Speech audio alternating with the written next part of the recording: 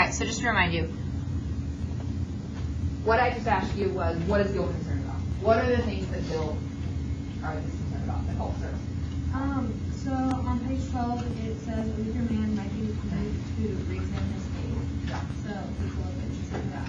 What?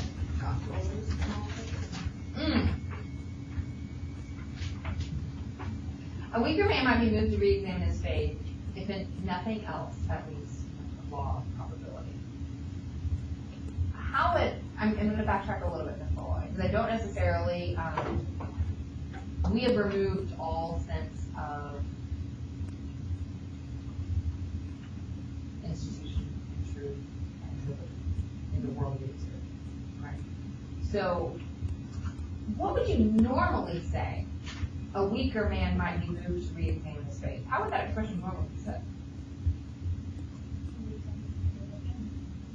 A stronger man. Yeah. A stronger man. If all of these things are happening, then a stronger man, an intelligent person, is going to re-examine their faith. And he reverses that. What's the effect of that? That's actually one of the lines I actually look at. Generally, you don't re-examine your faith with probability. So. Sure. It's something, yeah, it's not necessarily something we do.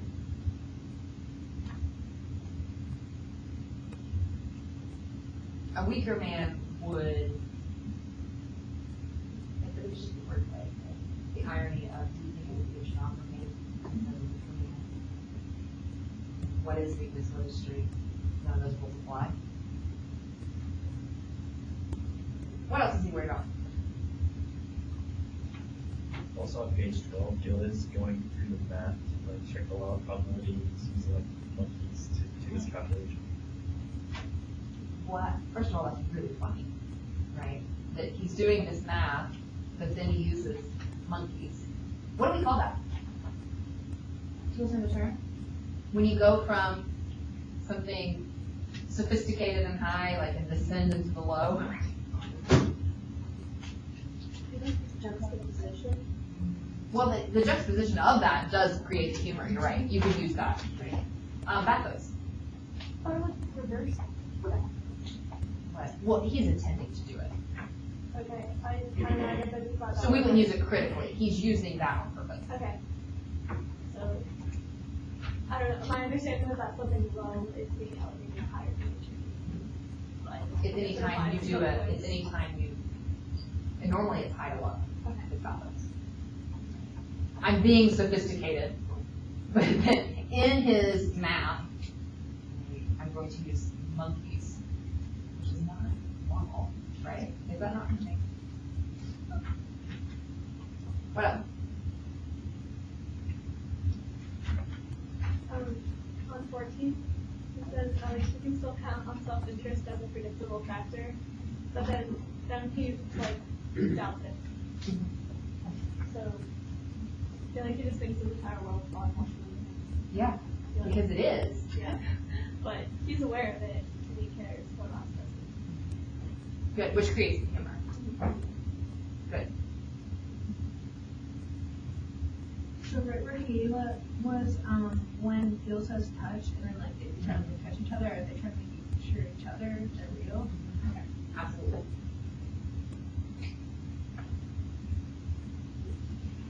Which I believe, the challenge I gave you the other day was to find something of value. And you're broaching upon it with that touch. Are you real? We're gonna clean together to figure out what's nuts.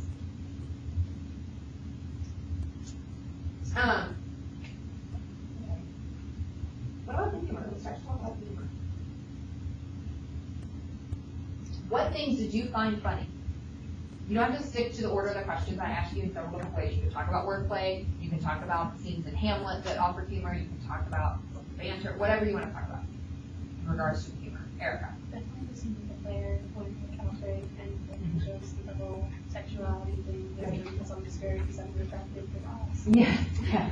The miscommunication, first of all, back it up, right? The miscommunication with, them putting on a play, well, they think they're offering to put on a play, or Roz and Gil think they're offering to put on a play, but what is really being offered? Yeah, a payment for, they can't prove their actors before, they can't pay for this bet they just, coin tossing game that they just done. And so now we're gonna offer up Alfred, who then suddenly becomes interesting when you put a dress on him, and then it's clearly a man right there. Or rather, understand the play. What else is fun? But definitely that is communication.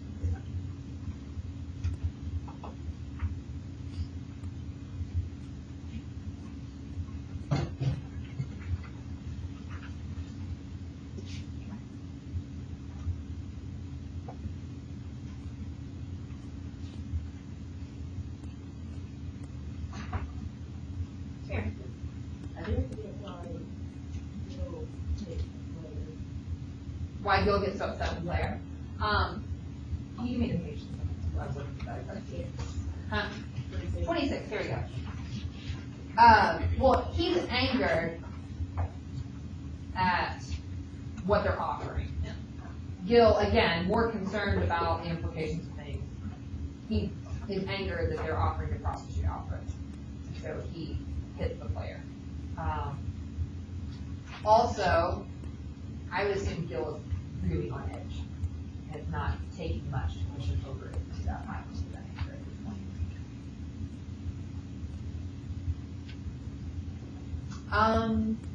You guys, every single group was talking about this. Erica. I thought it was funny in the beginning when Gil was like, what's the first thing you remember? And Ross was like so confused. Mm-hmm. And then he like finally figured it out and he's like, wait, what did you ask me? Like he like forgot what they were talking about. So just the clown-like foolishness of Rod in general was funny. And because he's unconcerned about it, it makes it even funnier because it aggravates Gil. Yeah, like it. Yeah. It almost becomes slapstick at that point. I mean, there's no physical humor, but yeah, he's so diggy, I don't really know the word for it, that, and so nonchalant about it. That you understand, but also laugh at Gil's frustration. I just found it funny that Ross and then Claudius and Hamlet all mixed them up. Yeah, very good. That is, I think, one of the funnier parts of this is when they're in the world of Hamlet, and this is Stoppard revising Shakespeare a little bit in page 35 37. Right, and Act 2, Scene 2, when Claudius and Gertrude mixed Ross and Gil up, he adds a lot of physical humor to that, and that they're bowing at the wrong time. And they just keep bowing because they don't know which one they're supposed to be playing. This gets really cool with the language because then they get mad at each other, and each of them, I think it's 3 or 4 separate pages separately, says, consistency is all I ask. But they trade that line. Even showing that the person who said that line is inconsistent. Right? Or the person concerned about that is inconsistent. So the physical bowing, very funny. And then some of the lines that come out of that.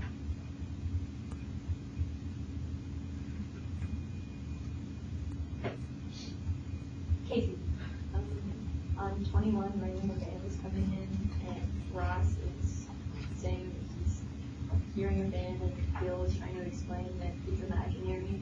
And then he goes on to say, when he finds out that it's a band from him, he says, I'm sorry it wasn't a unicorn, it would have been nice to have unicorns. And I just found that not only ridiculous because he's wishing for unicorns, but at the same Which time, don't exist. yeah, don't exist. But that's so funny because they're in a play that literally everything is falling apart around them and nothing is working correctly, and then you're asking for more imaginary things. Yes. Listen, if you can get unicorns into your play, then you should. I think that's the lesson we learned from that. What else? I love Gil's line where he says, words, all we have. Right. First of all, who says words? Hamlet. And then Gil saying, words, it's all we have. Why is that so funny? What? They Well, barely have any friends. okay. but all they have to go on is their script, is their lines, and that's all they have. Right? And they don't even have enough of them, which is probably why he says it twice, because we can, honestly.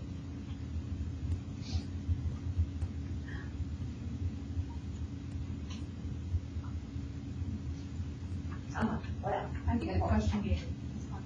yes, the question game is funny. And then when The question game is hard. I feel like I should be better at it than I am now. It's just terrible. Sam and me tried to play in the hall How'd it go? very badly. Lots of fouls, lots of non sequiturs, synonyms. Yeah. I very badly repeat the question because I get nervous. What do you think it is? So this is about. So the question game is funny. Why is the question game funny, and also why is it purposeful? Because I don't think they know any of the answers. Yeah. I mean, of course, that's the purpose, right? That we are going to ask questions, but instead of asking questions like you're asking questions of me now, in order to find an answer, they ask questions as a game because they don't even, there's no pretense that there are answers to these questions. That's absurd. We'll just make it a game.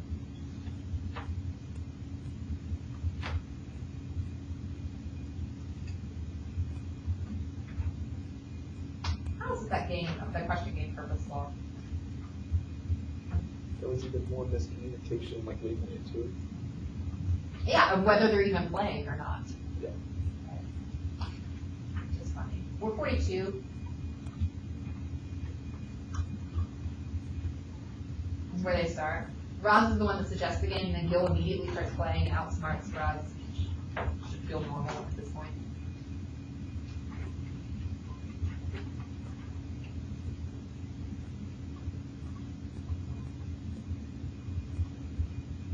And of course, they're asking these questions that are so purposeful and meaningful. I mean, they ask questions about God, they ask questions about the rules of life, they ask questions about meaning as a game. And there's a score, and it's like tennis. Now, why would tennis work well here? Goes back and forth. So that it's contained, outside. There's no perfect. I don't want to say no perfect. You never get anywhere. You're in the same Like I spot. said, it could never end, so unless there's like a leader, the tennis game could go on forever. Good. Okay. Yes. Okay. It could go on forever. The outcome is all coming back to the same place. No, they'll never reach essence.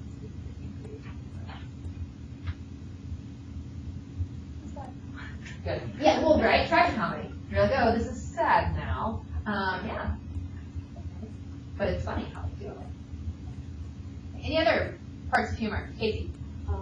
Immediately after the question game on 46,